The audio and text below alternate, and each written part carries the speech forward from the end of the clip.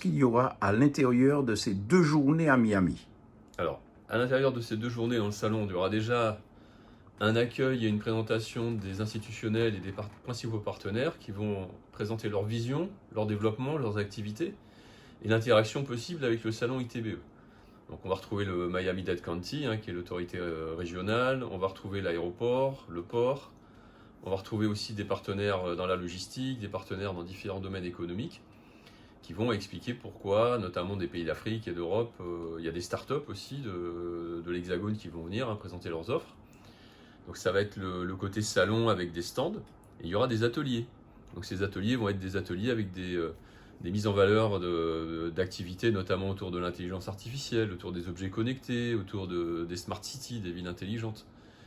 Et ça mettra aussi en avant l'interaction avec les jeunes, puisqu'on aura des jeunes du Miami-Dade College, on aura des jeunes de l'Université de Miami, on aura aussi des jeunes de la Caraïbe et de Martinique qui vont pouvoir échanger les uns avec les autres et présenter leurs projets, leur vision, leur envie de partager des activités en devenir.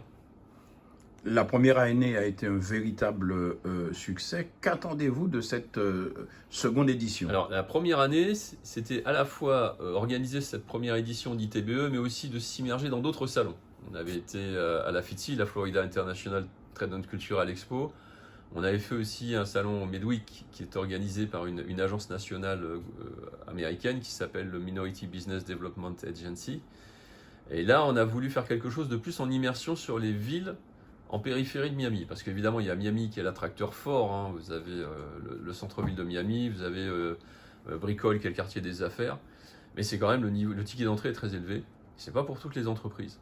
Ce qu'on veut montrer aussi, c'est qu'il y a des villes comme Miramar qui sont à la proximité de Miami, très bien connectées avec aussi bien l'aéroport de Miami que l'aéroport de Fort Lauderdale, où c'est moins cher. Il y a un écosystème qui s'est structuré et qui peut permettre à des plus petites entreprises de réussir là aussi. C'est pas forcément investir dans Miami qui est finalement parfois hors de portée pour certains. Donc c'est quand même intéressant et fort. Et cette coopération, vous faites ça depuis combien d'années? Alors ça fait plus de 12 ans qu'on travaille avec la Floride. Moi, à titre personnel, ça fait même 20 ans que je travaille avec les États-Unis, puisqu'en tant que chef d'entreprise, j'ai eu la chance de pouvoir monter Internet sur le câble TV de Martinique et de Guadeloupe avec des Canadiens installés à Fort Lauderdale, justement. Donc ça a été ma première réelle interaction avec la Floride. Et puis depuis 12 ans, on réitère des missions, des actions collectives, des événements qui ont attiré justement l'intérêt du fait de notre originalité, de notre différence, de notre French Caribbean Touch, justement des populations résidentes en Floride.